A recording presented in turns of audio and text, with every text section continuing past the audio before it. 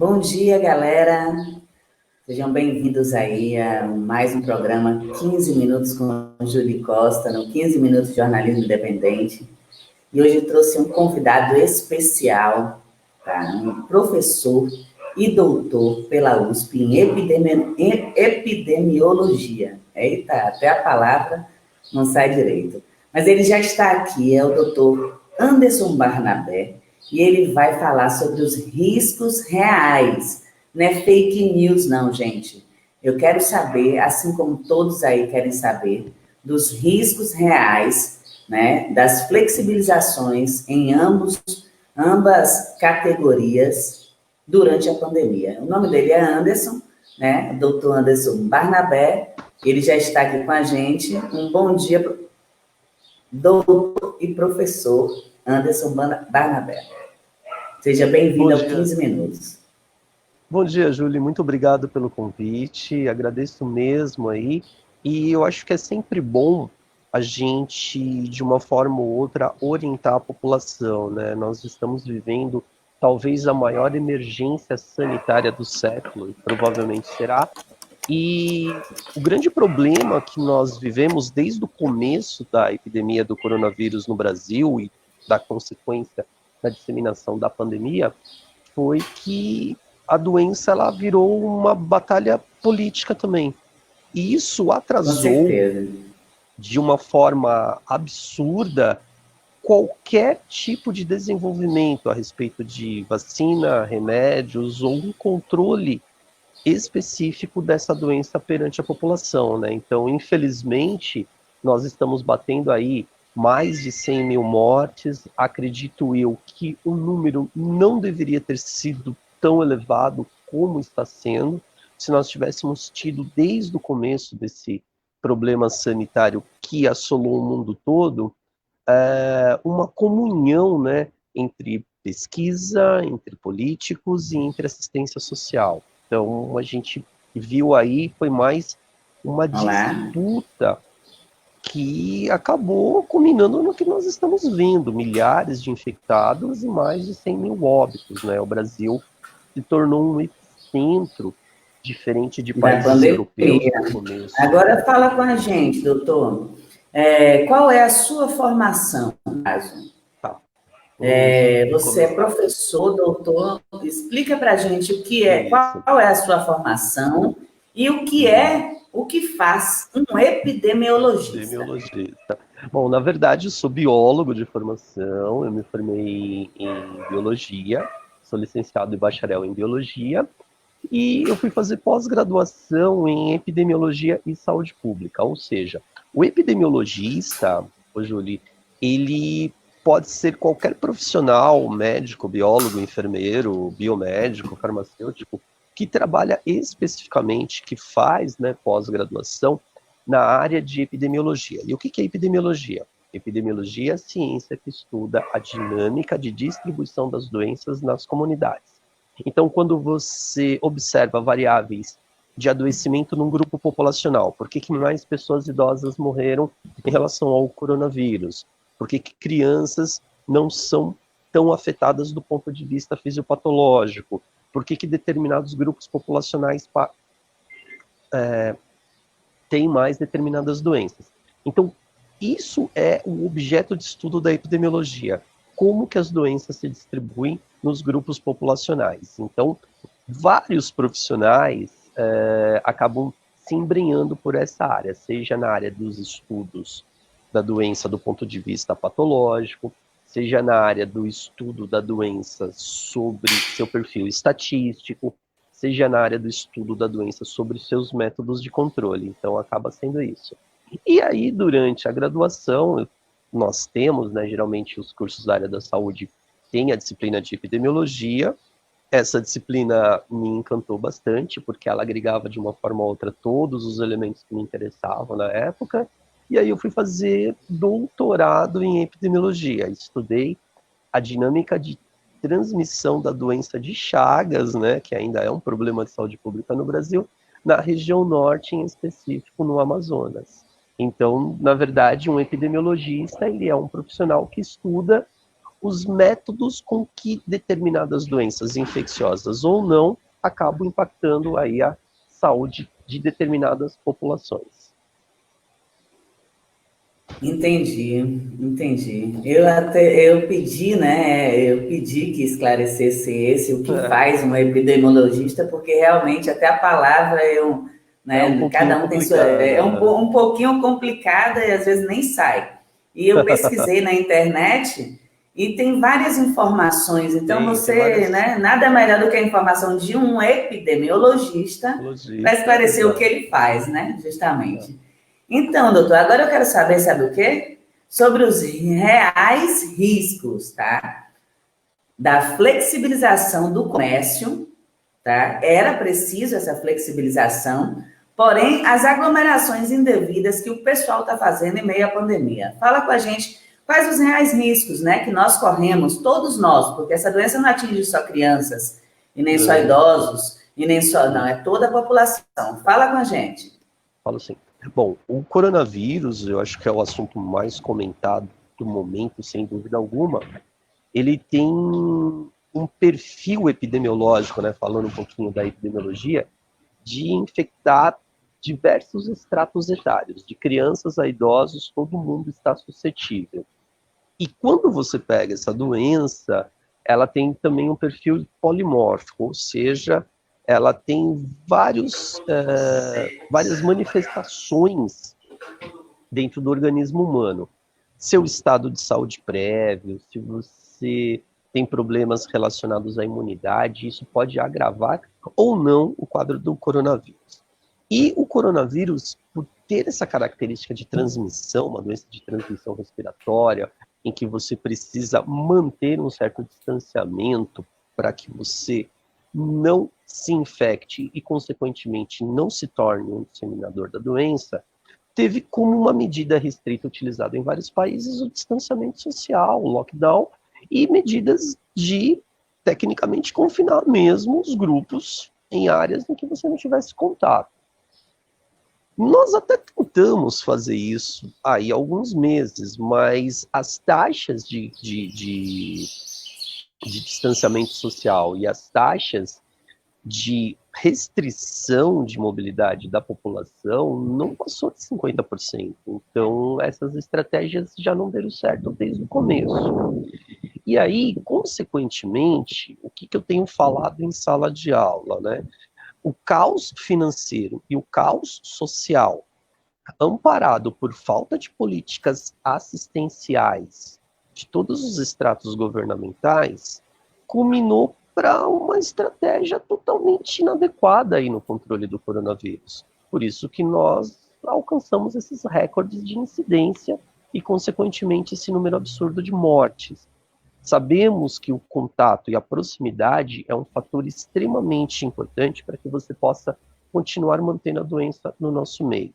E, infelizmente, manter as aglomerações, transporte coletivo, mercados, farmácias, restaurantes, apresenta aí um risco absurdo de manter a doença no Esse é o nosso nosso meio ainda próximo. por muito tempo. Tá? É Então, isso a também. flexibilidade O comércio a gente entende, né? No caso, a flexibilização, a gente entende todas as partes, só não entende a aglomeração, porque está mais do que explicado, já está mais do que desenhado. Acho que vamos ter que pintar agora, não sei o que a gente vai fazer, para explicar aqui, para evitar, né, as aglomerações. Por quê? Porque senão vamos ter uma regressão nessa reabertura, nessa flexibilização. Entendeu? O coronavírus exatamente, não vai mais embora do mundo, como o pessoal fica pregando aí. Os bolsominions vai embora exatamente. do mundo. Não vai mais. É um Não tem vírus, como. como o ebola, como HN1, como todos os outros, que vai ter a vacina e que todo ano a gente vai ter que tomar aquela vacina, ou de 6 em 6 meses, ou de 10 em 10 anos, como são as vacinas. Sim, Entendeu? Então, as sim. aglomerações nesse exato momento é o que mais preocupa. É o que eu sempre vou aqui no comércio, perto de casa, moro aqui no interior, mas é bem tranquilo, as ruas são espaçosas, não tem aglomeração, mas no comércio sempre tem. E uma vez eu Sim, estava sim, dentro sim. do comércio, conversando com um amigo meu que é comerciante, ele dizendo o que vai dar ruim, quando flexibilizou tudo. Por quê? Porque esse pessoal aí sinalizou, os idosos são os que mais estão na rua. E as mães levam todas as crianças para a rua, entendeu? Aí toca aqui, toca ali, e ali se prolifera as coisas. Né? Aí ele até rindo, até brincou. Aí ela pressa o negócio aqui, é R$ 2,50, Juliana. Como ela não paga ônibus, ela vai até Rio das Ostras comprar, que é R$ 2,20. Aí não dá, né, professor? Pelo amor de Deus, tem que ter consciência, porque é arriscado, é perigoso. E na flexibilização do setor gastronômico, que é o mais estrondoso. Todo mundo, ninguém foi preparado para ficar em casa, todo mundo estava a fim de sair mesmo, mas só que tinha que sair com consciência. O senhor tem visto aí, a gente tem visto, né, o que está acontecendo no Rio, em São Paulo, em todos os lugares, aglomerações que a gente pensa assim, acabou o Covid-19, acabou o coronavírus. Quais são os riscos dessas pessoas? Porque já tem um risco de vários outros, né, várias outras coisas. Você, por exemplo, num bar, num restaurante, por mais higienizado que seja o pessoal, por mais cuidado que esteja, não tem como evitar em uma festa contato com as outras pessoas. Você pega um copo, apoia ali, já tem isso, é muita informação, muito gesto, muito contato, né? Principalmente no setor gastronômico e hoteleiro não, que cada um está no seu quarto. O gastronômico é muito preocupante. Quais são os riscos que essas pessoas correm? Exato, é bem isso que você comentou. E nós também, né? É bem isso que você comentou.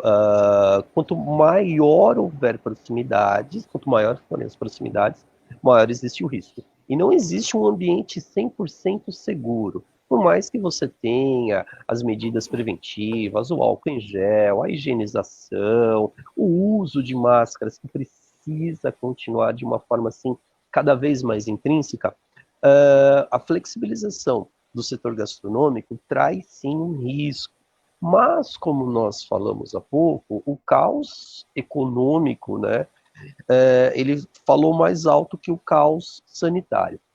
O que eu indico é que as pessoas tenham muita consciência na hora de usufruir esses serviços, tá?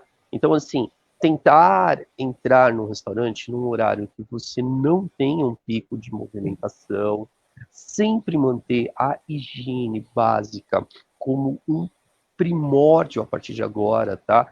E, principalmente, usar as medidas de proteção individual, que são as máscaras. Eu quero deixar claro que eu não estou usando, porque eu estou sozinho aqui no ambiente onde eu estou, e estou respeitando aqui os distanciamentos. Tá?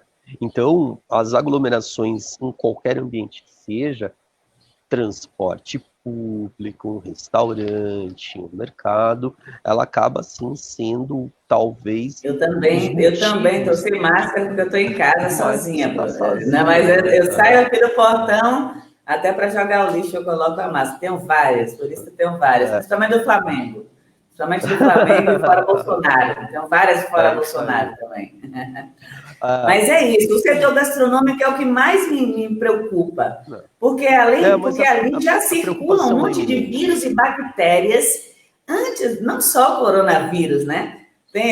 Circulam vários outros vírus e bactérias, e é um setor que você já ficava exposto a qualquer coisa. Você vê que às vezes você vai num restaurante, num botequinho, em algum lugar, no outro dia você está com infecção intestinal, você não está se sentindo bem, que isso não é normal. Se alguma bactériazinha, algum vírus que estava em algum lugar, que você comeu, que você tocou, entendeu? E ainda tem o perigo iminente do coronavírus. Eu espero que as pessoas... É porque a gente não foi projetado para isso, né? A gente foi projetado para o convívio sócio-humano e, infelizmente, ficamos 120 dias tentando obedecer o máximo possível, que aqui não foi eficiente, como nos outros países, realmente. Em alguns lugares do Brasil, que também teve lockdown, teve eficiência nessa parte. Porém, espero consciência também, né? É preocupante, porém, infelizmente não tem mais volta. Agora no Brasil, com o governo que temos, não vai haver lockdown, então vamos ter que nos cuidar até a vacina sair, porque não temos também um governo eficiente, nem Ministério da Saúde eficiente para ajudar, né, no caso, só para atrapalhar. No caso, agora, o setor mais... infelizmente, exato. Agora, uma coisa que assim, todo mundo está muito preocupado, eu também trouxe... Essa é a nossa pergunta principal, tá? É a questão da volta às aulas presenciais. Quais os reais riscos que as crianças e seus familiares correm com essa volta às aulas. A gente sabe que criança não nasceu para ficar quieto, né? Que no Brasil já é muito difícil, as pessoas já são muito indisciplinadas. Quais os reais riscos, doutor? Porque o pessoal está desacreditando muito. Eu gostaria de que um médico, que um especialista relatasse os riscos dessas voltas às aulas na técnica, na prática. A flexibilização das aulas em conjunto é um risco muito grande, é um risco iminente. Nós já observamos situações ocorridas na França e em Israel em que eles reviram essa flexibilização, porque a criança, apesar dela não manifestar os sintomas de forma tão contundente quanto os mais velhos, ela acaba portando a virose, disseminando a virose para outras pessoas. Então, de uma forma ou outra, haverá a chance de transmissão dentro de uma sala de aula. Você imagina uma sala de aula com 20, 30, 40 crianças. A chance é absurda. E mesmo que essa criança passe por um perfil de assintomatologia, que ela não manifeste os sintomas, ela pode transmitir para o pai, para o avô, para a avó, aumentará a incidência da doença, vai manter a taxa de incidência e prevalência elevada. E o que é o grande problema que a gente vê agora? A gente entende que isso pode manutencionar as taxas de mortalidade, porque quando você tem um número de casos constantes ou elevado, você também puxa, né, a taxa de mortalidade. Então, aglomerar as crianças, mesmo que as escolas tomem suas medidas efetivas, que como você mesmo falou, criança não para quieto, e não tem como você ter 100% de segurança do risco em relação ao coronavírus. Então, voltar às aulas agora pode ser uma medida precipitada, tá? Então, supõe-se que a volta às aulas ela vai ser um motivo de agravamento do coronavírus em um curto espaço de tempo. Não seria uma medida interessante, não. Tanto do ponto de vista Tem muito fake news sobre isso, doutor. E eu tenho uma pergunta. Claro.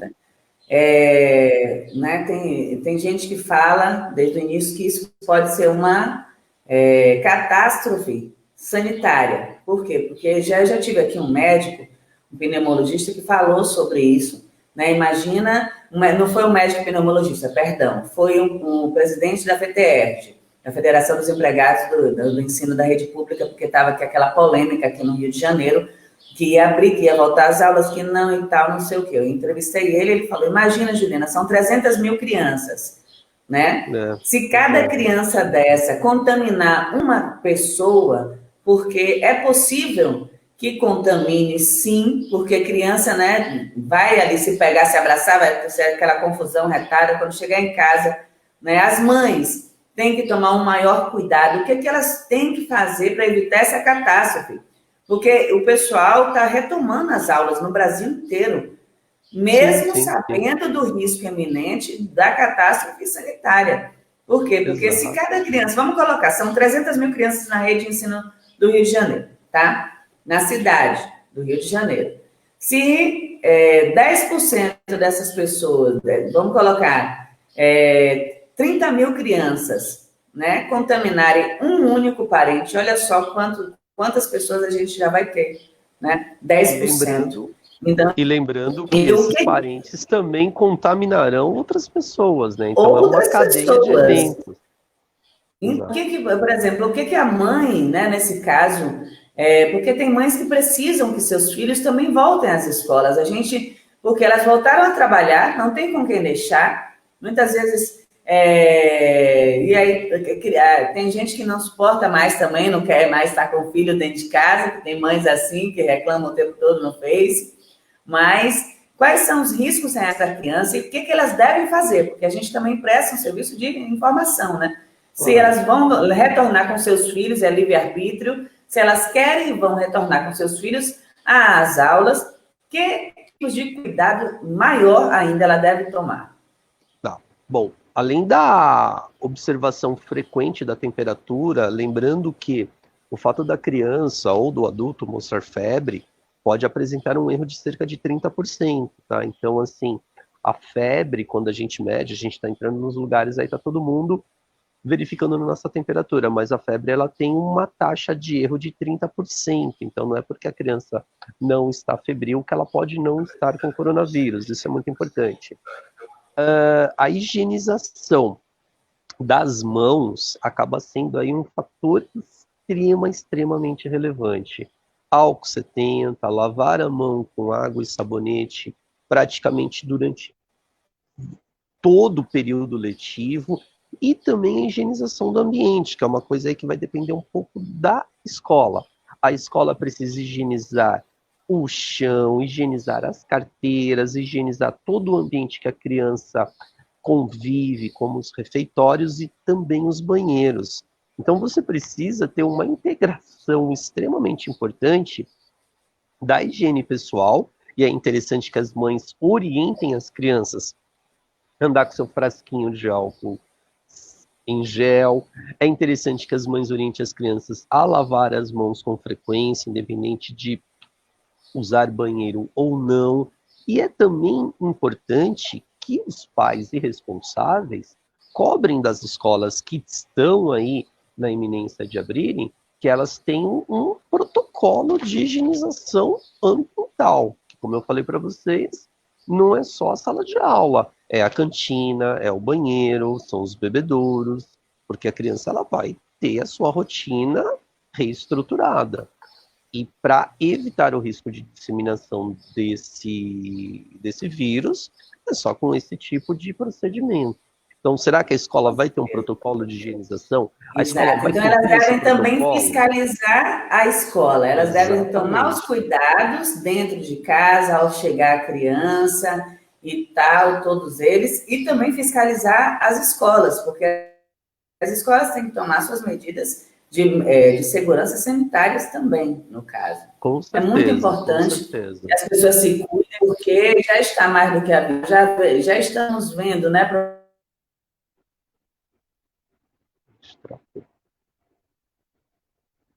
professor?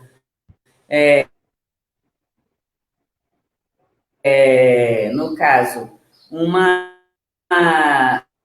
a retomada nas aulas, ainda passa a retomada. Mas tem gente que precisa e está uma briga na justiça e tal. Enquanto isso, estão retomando em algumas cidades, sim. Já estão Bom, retomando, infelizmente, né? Não seguem a ciência, sim o achismo. Mas, doutor, aqui o exatamente. nome do programa é 15 minutos com Júlia Costa, como eu expliquei para o senhor, mas não dura 15 minutos exatamente, porque Ah, o assunto é interessante. Tem algumas perguntas do pessoal lá na entrevista, lá no 15 minutos, no link, tá? Eu vou enviar para o senhor. E claro, aí claro, depois o pode senhor enviar. responde para o pessoal. E, no caso, eu gostaria que o senhor fizesse umas considerações finais do que você, como médico, como doutor, como professor, o que nos Biólogo, passa sou de biólogo. biólogo, e tudo isso, né?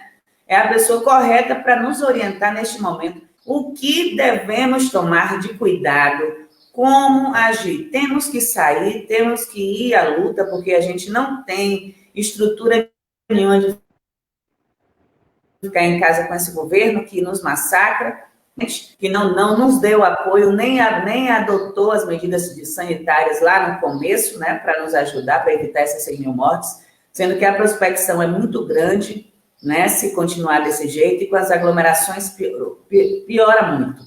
Então, faz umas considerações finais para a gente, dá uns conselhos para a gente, porque eu também quero saber.